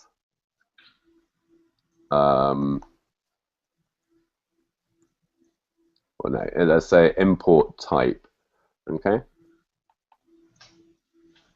What about a different, separate widget, just to with a button with select file to sync and have a different behavior? Well, that's by customizing the browse widget. So the browse widget is the thing that gives us the browse button. But as you've probably seen, it then immediately calls import tiddlers, which is handled by the navigator object. So one could certainly imagine a parameter on the browse widget or a variant of the browse widget that does that instead, does sync tiddlers instead of import tiddlers, for instance. But where I'm going with this is, if we add an import type attribute to the navigator widget, then in the place where we call the navigator widget in the page template, I thought the browse widget was more generic. Currently, it seems. Well, it's not a question of generic. They're different. They work together. So the navigator widget does the actual importing. The browse widget is one of two ways to generate the import. To generate the import, the other is by a drag and drop. But it is just importing the file. Okay, so what I would expect, at least in my mind, from the browse widget is just to pick up a file, and it will say, okay, here's the file. Do whatever you want with it. Import the tiddlers, just import the image if it's an email. Do whatever you want with it. Right. So that is how the browse widget works. So it works by sending this import message. So the action that happens when you select a file with the browse widget depends on what handles the import tiddlers message. And that can be the navigator widget, but it could be something else. But the browse widget itself doesn't really need to change. It's already doing the right thing. It's allowing the user to select some files and then generating a message with the files as parameters. So it's more in the navigator widget where we're trapping import tiddlers, that's where there's the opportunity to change behavior. Does that make sense? Yeah, but coming back to the browse widget, I don't understand very well the flow. How can I modify it or create and copy it and extend it in a different way? Well, I'm suggesting a way that you can do this. So the first thing is to understand the relationship between the two things. There's the navigator widget and there's the browse widget. Yeah. All that the browse widget is doing is generating import tiddlers messages. That part is pretty clear for me. But okay, so then the navigator widget is the guy that's listening out for those messages, and when it gets them, it ends up here at handle import tiddlers event, and in the middle of this, it's then calling the wiki import tiddler method for each of the tiddlers that is being imported. Okay. Okay. And then the navigator tiddlers, the browse widget does open the serialize, open the file and take the tiddlers and then no. The browse widget, all it does is this event listener, which is the event listener on the browse button. When the change event is called, it's passed a files object, which then we use read files to load the data out of the files, and then that invokes this callback, which is called with an array of all the tiddler fields that are incoming. Okay, it's a callback. And then it sends the that nested. Well, there's two callbacks here. So there's this guy, which is the callback for the event, the event listener, and then there's this guy, which is the callback for when we've read the files. So that read files thing in Navigator in wiki.js is this guy.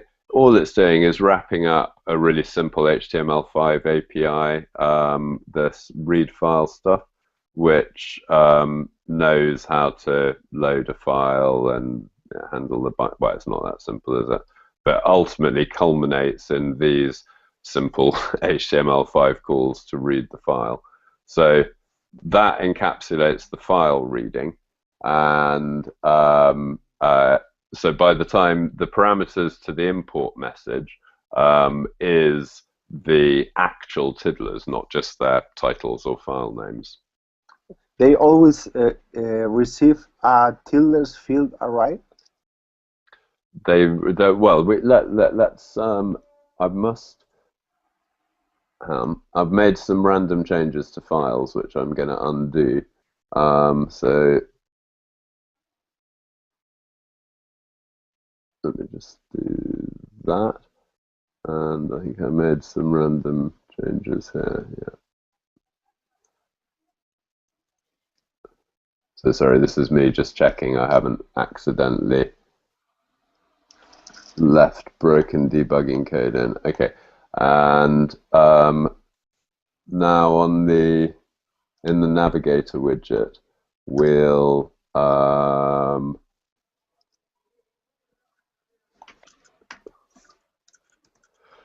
call the debugger. Okay, build that.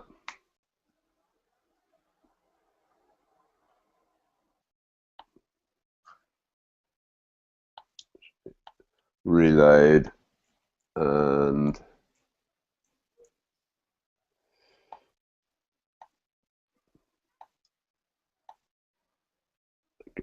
import the empty file. This is a stupid example. Import D3 demo.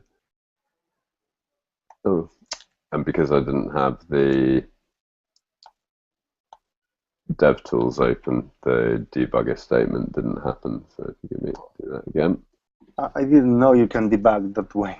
Just placing a debug instance. Oh, great. Well, so this is one of the best things about running Node.js, Danielo, is that it's trivial. I mean, inside Chrome, you can get it to give you you can go into a file and you can set a breakpoint in it, but I find it really troublesome and error prone, and it only works in Chrome, whereas this works everywhere. So the beauty of it is now we can say event.param, say, and because it's a whole shed load of tiddlers there, it's just frozen up my browser by trying to display it. But if we let it, oh dear, look, it can't even scroll that much information. How terrifying. If I jump forwards a bit, so that's where we parse the incoming data. Okay, so now tiddlers is an array of, wow, still being really slow. Tiddlers is an array of not very many, a small number of objects, 12 tiddlers or something. Let's look at one of them. Also brings my browser to its knees. Gosh, how interesting. Anyway, each of, oh gosh.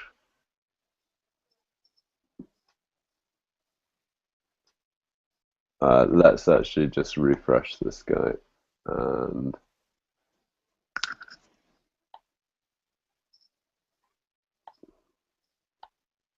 not do anything quite so silly.